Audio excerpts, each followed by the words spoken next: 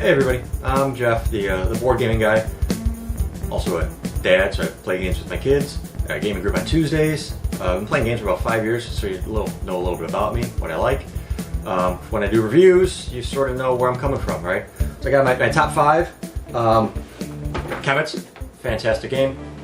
I also really like Raiders of the North Sea, which has flavors of this other one. This Empires of the North, Imperial Settlers. 5 Tribes, another fantastic game. We got Evolution, great 6-player game. And also, if you want to get a little crunchier, Power Grid is always a favorite of mine. So that just kind of gives you an idea of the games that I like and the games that I'm playing. All right, so I was lucky enough to go to Gen Con last weekend and picked this game up before it's open to the public. So I want to give you a little once-over as to what's going on with it. So I have played the other one before. It's very similar, but a little bit different. All right. I think it has flavors of playing like a San Juan and also a Raiders of the North Sea with the Viking sort of flavor, and also getting resources and turning them into other resources that you want. So compared to the other game, what's big difference about this is the resources you get at the end of the round, you don't lose. Okay, so you can keep them and you can keep building up certain resources and then use them later to build stuff. In the other game, it was the whatever you had for that round. If you didn't use it, you lost it. However, there is no production phase. So you have to use a production action to produce from one of your farms. Okay, so that's a little bit different. However, you can also have add-ons to your farm, which is this little, if there's an icon on the side over here, you can add it to your farm. So when you produce, you actually get to produce 2 of them. You can continue to produce and keep extra resources, which is kind of cool.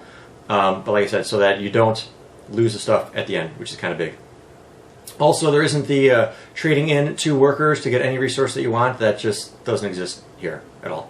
The other thing is that you play to 25 victory points. So as soon as you hit 25 victory points in the middle of the game, that ends up being the final round, and then whoever goes past 25 ends up being the winner. In the middle of the board, we have 2 different types of islands. We got near islands and far islands, which have cards that kind of give you cards that so these are shared ones in the middle that anybody that's playing can use. So you have more common things in the middle that we're sharing.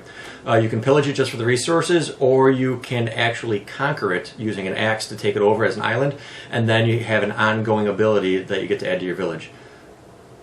The other thing is that this is also worth an extra victory point at the end of the game. Kind of cool. So you got 6 different clans. You got Vikings, Inuits, and Scotsmen.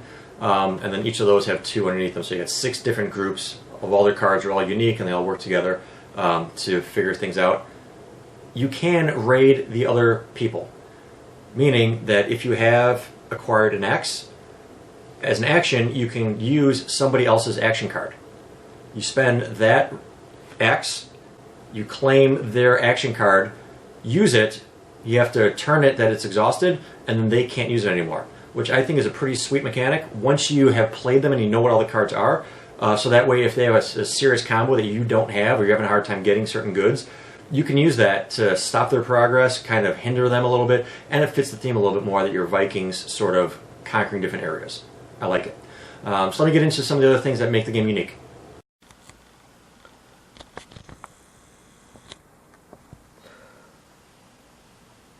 Alright, so with this game, you start out by a lookout, and you draw 4 cards, just so, like the other one, and then you have to pay one of your workers to be able to put it into your hand, otherwise it goes to the bottom of the deck. What's unique about this, so we got the regular, the spend is to bring it out, and then what it does, which is kind of similar to the other games. But these ones have other things which you're going to find out about. So this one has an action card, Harvest, to play it. So when you do the Harvest action, you get to bring it out of your hand. This one is when you populate, you bring it out of your hand. This one is Sail, you bring it out of your hand.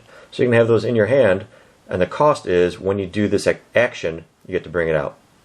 So what's unique about this game is over here we have the different actions. So you'll have your colored token, right? You got blue, or we got red going on, and on your turn as an action you can pick one of these things to do. So you just pick it up on exhausted side, and you'll pick one of them. Explore. That allows you to draw a card. So then you go to your deck and you draw a card. This one is to harvest. Gain a resource from any of your farms. What's unique about this, though, is if you wanted to use that guy again, you have to pay 1 food, and you can move it to one that's adjacent to it and then flip it over, and now you're exhausted. So you can't use that guy again, but you do have a second one to use.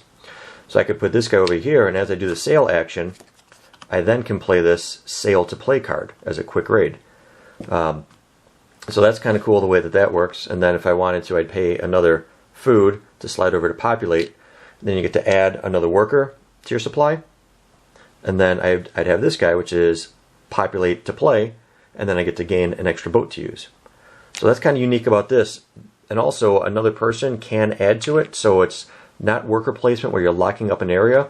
And even if I was over here and exhausted, I'd still be able to exhaust it again and do that action a second time.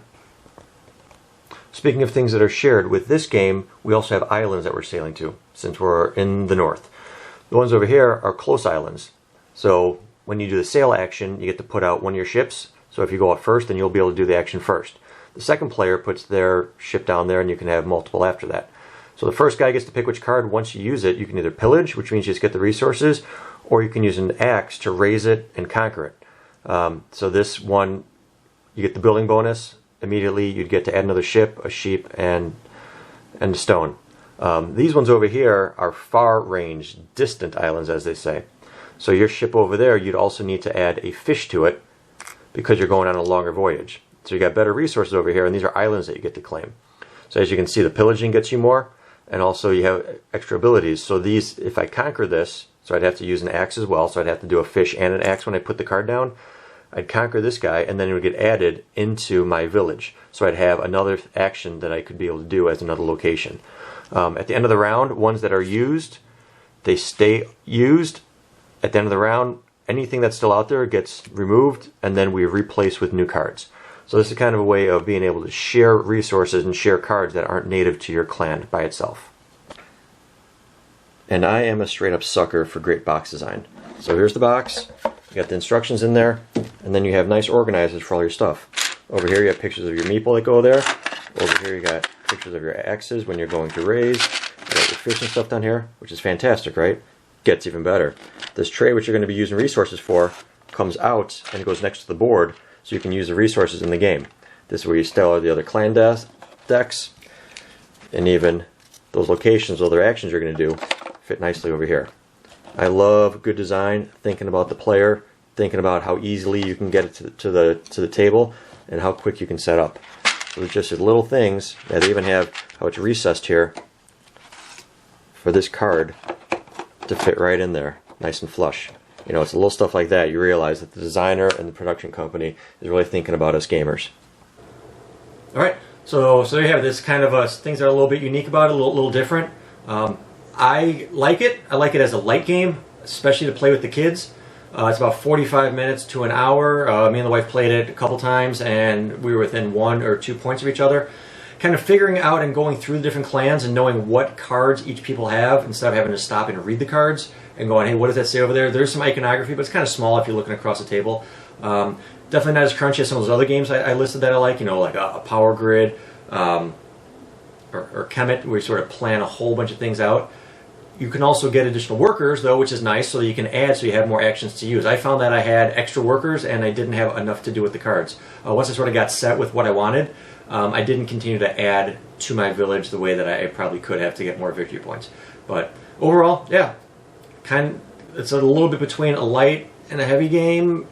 There's kind of enough going on, and being able to have 6 different varieties sort of spices it up. So, all right, play on.